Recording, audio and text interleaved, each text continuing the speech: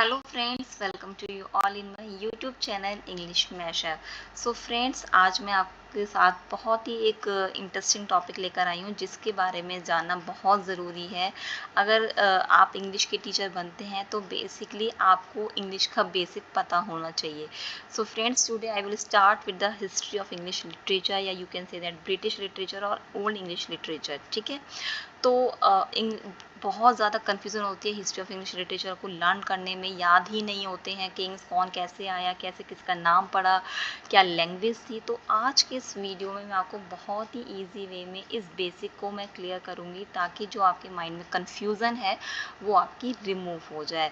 तो चलिए फ्रेंड्स, चलते हैं आज के इस इंटरेस्टिंग से टॉपिक के साथ, जो कि आपका बेसिक है, जो कि आपको आना ही चाहिए। तो आज मैं आप इस टॉपिक को सबसे पहले with the help of map मैं आपको एक्सप्लेन करूँगी। ठीक है, तो ब्रिटिश लिटरेचर हम बात करें, ब्रिटिश लिटरेचर यानी कि यूनाइटेड किंगडम, या you can say that England, जो भी आप कह सकते हैं। तो यहाँ पे मैंने आपको देखिए यूनाइटेड किंगडम का ही मैप लिया है, जिसमें आपको देख रहे हैं यहाँ पे आपका इंग्लैंड है और ये आपका स्कॉटलैंड है। ठीक है, और इधर आपका आयरलैंड है, जो नदर्न आयरलैंड का पार्ट है वो basically controlled by the United kingdom. ठीक है, और वेल्स को आप कह सकते हैं ग्रेट ब्रिटेन।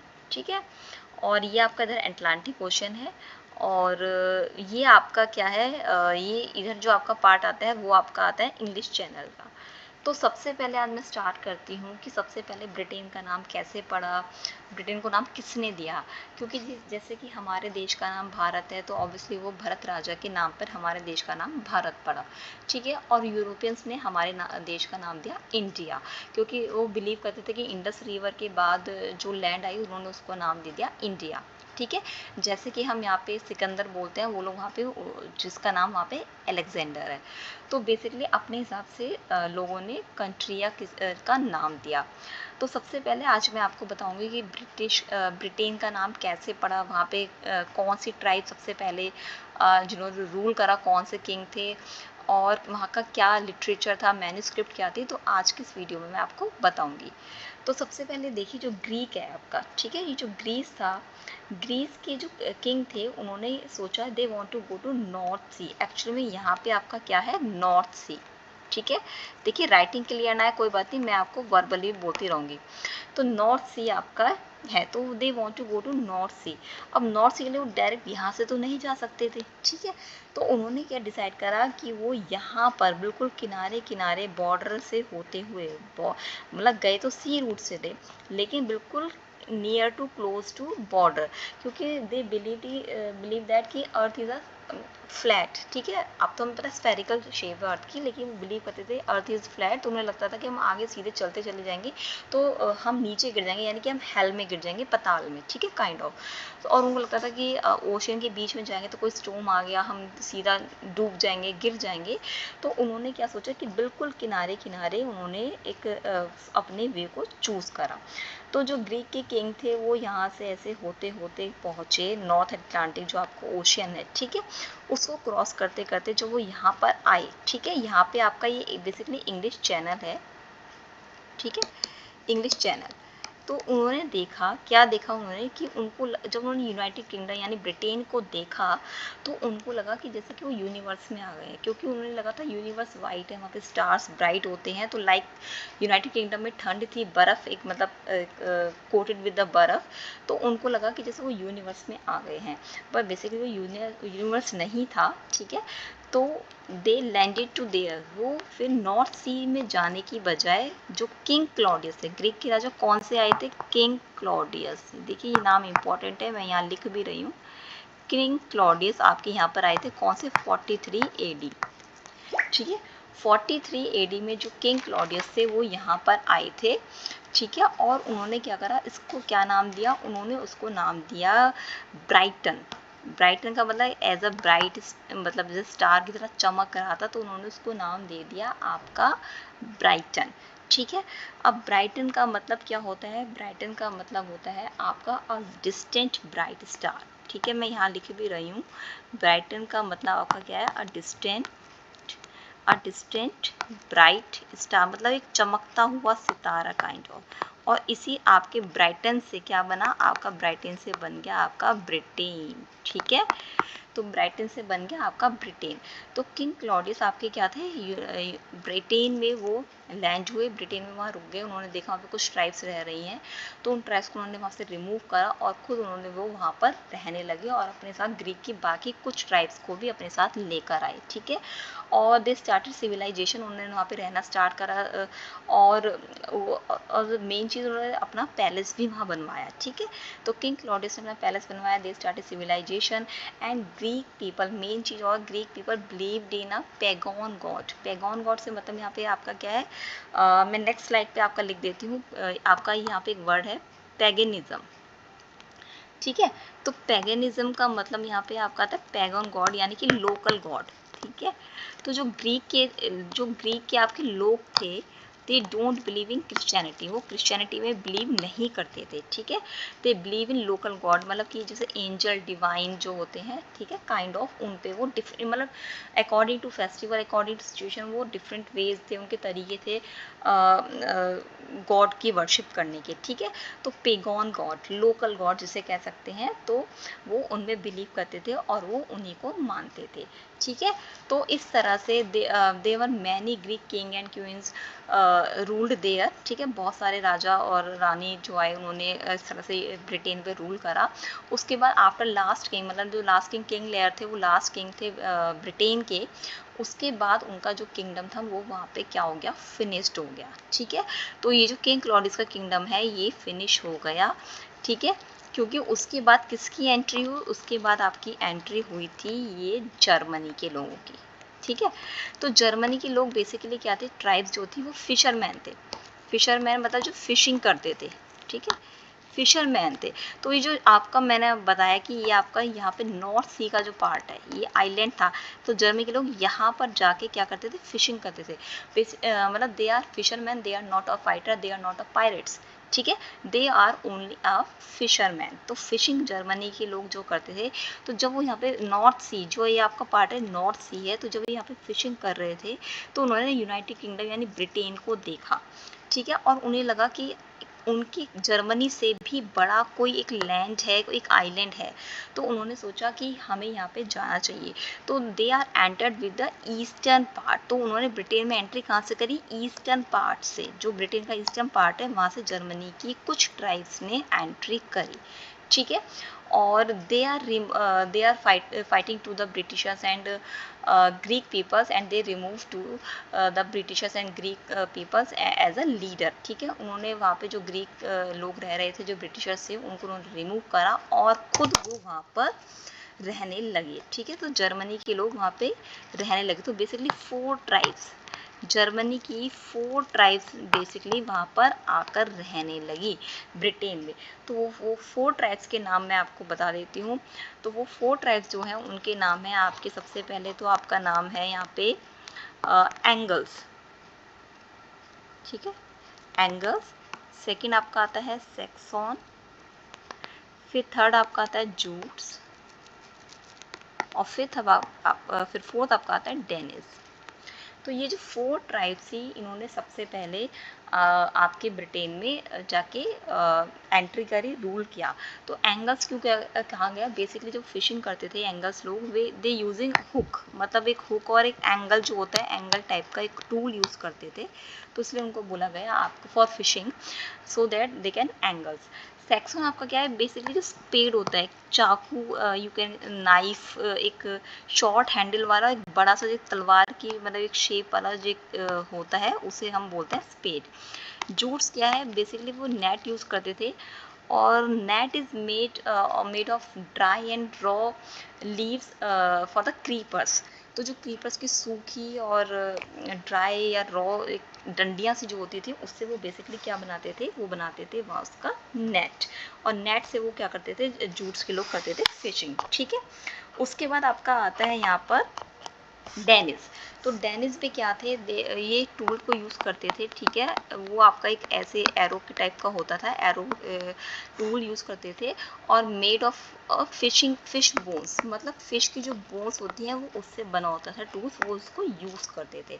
तो जो डेनिस आपकी जो ये ट्राइब थी, बेसिकली ये कहाँ रहती थी, डेनिस की जो ट्राइब थी आपकी नॉर्थ सी वाले पोर्शन में, जर्मनी में ही ये रहती थी। ये आपकी ब्रिटेन में मतलब बेसिकली गए थे, लेकिन इनका मेनली जो काम था नॉर्थ सी में ही ये लोग रह के फिशिंग करते थे, ठीक है। तो और जो आपकी जो एंग्लो सेक्सन है, एंग्लो सेक्सन इस आपके जो मेन थे, मतलब कि जिन्होंने सबसे पहले या सबसे ज़्यादा ब्रिटेन पे रूल करा, ठीक है। तो इसलिए उस इरा को हम एंग्लो सैक्सन इरा भी कहते हैं। तो एंगल से आपका बना एंग्लो। तो सबसे पहली चीज़ देखिए, जो एंगल सेक्सन थे, मैं आपको बताती हूँ, स्कॉटलैंड में कौन लोग रहते थे, सैक्सन, ठीक है। और इंग्लैंड में आपके रहते थे एंगल्स। तो एंगल से आपका बना एंगल्स लैंड को हम एंग्लो लैंड को बोला गया बेसिकली इंग्लैंड। क्या बोला गया, इंग्लैंड। तो इस तरह से ये आपका इंग्लैंड नाम पड़ा। तो एंग्लो लैंड यानी एंगल्स जहाँ रहते हैं उस ज़मीन को उन्होंने बोला, एंग्लो लैंड को इंग्लैंड नाम दिया, ठीक है। तो सबसे ज़्यादा जो ब्रिटेन पे रूल करा वो सैक्सन एंग्लो ने ही करा, जिस वजह से इसको एंग्लो सैक्सन इरा भी कहते हैं। तो आपका ये बहुत ही इंपॉर्टेंट एक आगे मैं बताऊंगी भी, थोड़ा सा एंग्लो सैक्सन के बारे में डिटेल भी पढ़ेंगे। तो एंग्लो सैक्सन बेसिकली आपका कौन से एडी में है, 449 एडी जो है वो आपकी किस नाम से जानी जाती है, एंग्लो सैक्सन इरा, ठीक है। कौन सा इरा है वो, एंग्लो सैक्सन इरा। क्योंकि एंग्लो सैक्सन इरा ने क्योंकि आपके नदर्न पार्ट में, नॉर्थ पार्ट में सैक्सन ने रूल करा, और आपके सदर्न पार्ट में एंगल्स यानी एंग्लो ने रूल करा, तो इसलिए इसको बोला गया एंग्लो सैक्सन रूल, ठीक है। और एंग्लो लैंड का मतलब यहाँ पे क्या हो गया आपका, इंग्लैंड, ठीक है। और people who lived in Anglo यानी कि जो आपकी लैंग्वेज थी वहाँ पे, तो लैंग्वेज जो वो यूज़ करते थे उसको उन्होंने क्या बोला गया, इंग्लिश। कौन सी लैंग्वेज यूज़ करते थे, इंग्लिश। तो इंग्लिश आपका क्या है यहाँ पे, इंग्लिश आपका हो गया लैंग्वेज का नेम, लैंग्वेज का नेम। और लिश आपका होता है लैंग्वेज, ठीक है। तो इंग्लिश तो एंग्लो के लोग क्या यूज़ करते थे, इंग्लिश। तो वहाँ की लैंग्वेज थी इंग्लिश, ठीक है।